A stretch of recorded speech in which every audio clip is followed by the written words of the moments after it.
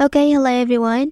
Here I want to provide a tutorial on how to create a new event on Outlook on an Android device.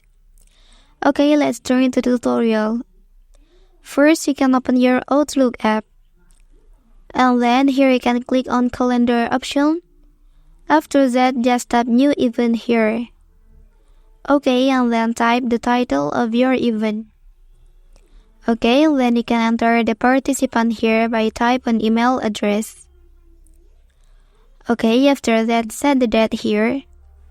And set the time here by drag the column. And then, you can set the time zone here.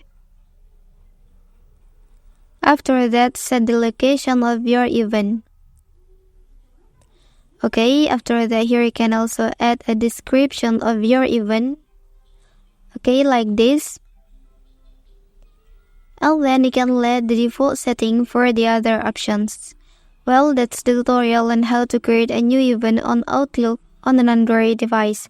Don't forget to subscribe for more information from this channel. Thank you.